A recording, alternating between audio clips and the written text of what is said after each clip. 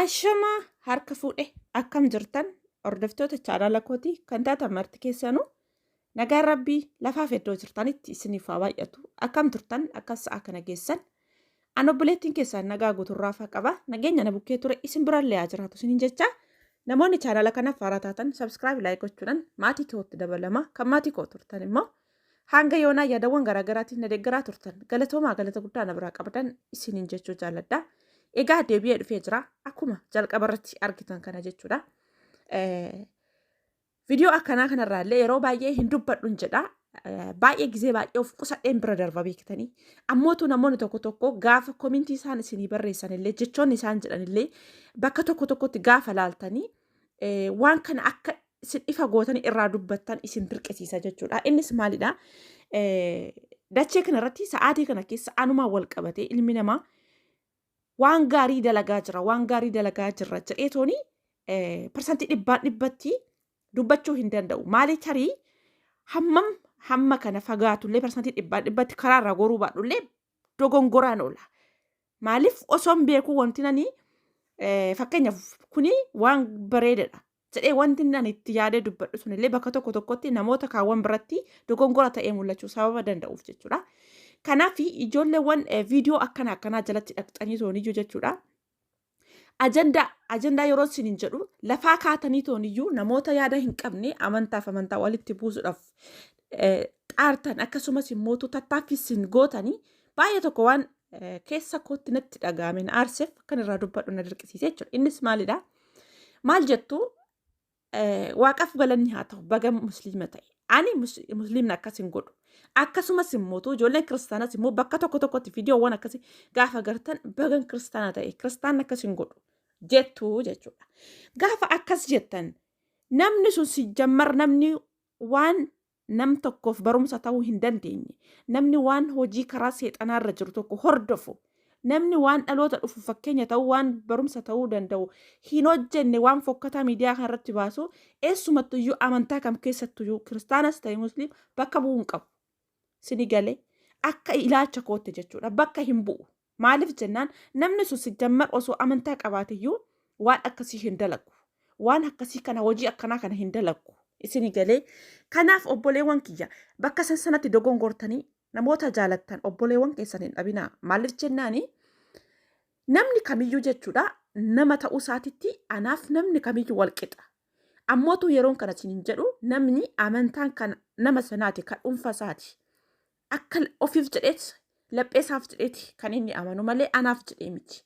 Kanaaf ani wantiin akka irraa dubbadhu na taasise yookaas immootu maaltu asitti dubbii ijooti wanti isin baruu qabdan jedhee wantiin akkan dubbadhu na dirqisiise maalidha? Yeroo baay'ee namoota akkanaa jala dhaxxanii namoota baay'ee warra dhabdan.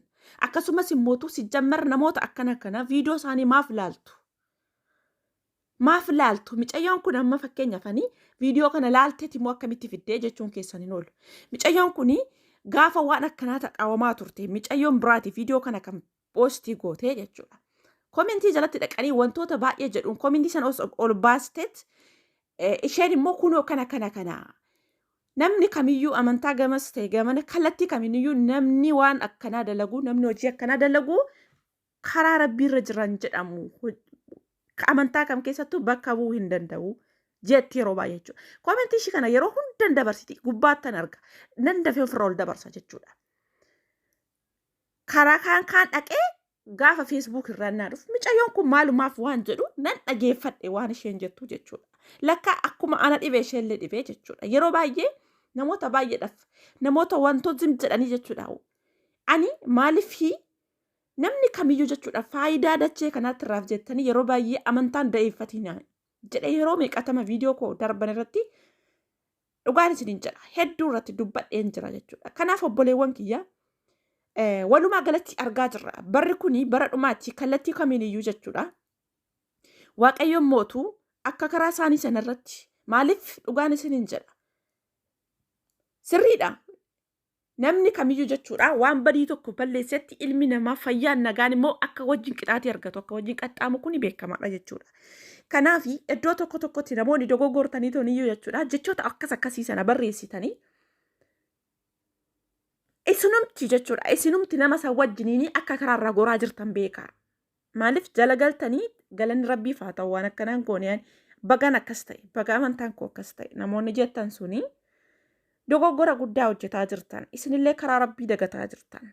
Kanaafi ani eenyumtuyyuu haa ta'u kiristaanas haa ta'u musliima namni kamiyyuu namni hojii fokkataa hojjetu namni dhaloota duubaa dhufu akka sammuun isaa faalla'u hojii hin taane hojjetu amantaa bakka hin bu'u kallattii kamiinuu jechuudha. Maaliif jennaani isinumtiyyuu afaan guuttattanii gaafa amantaa sana bakka buustanii isini kan karaa rabbii dagataa jiru jechuudha.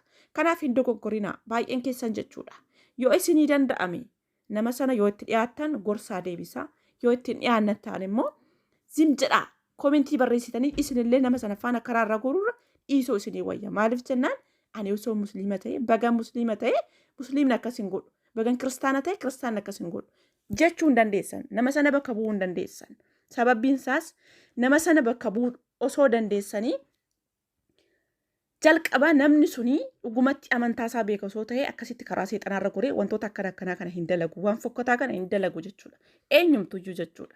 Kanaafuu baay'een keenya osoo hin beekin gizee itti dogoggorru jira. Osoo hin beekin immoo akkasuma obboleewwan keenya baay'ee wajjin nyaannee wajjin dhugne bakka itti dhabnu jira jechuudha. Maaliif sa'aatii sanatti sirriidha isinitti dhagaamee wantoota agartan sanatti keessa keessaniiti simmeetiidhaan dubbachuu dandeessan. Garuu duuba deebitanii gaafa laaltan isinillee nama sana caala nama waan sana dalagaa jiru san caala akka dogongortan of keessatti baraa.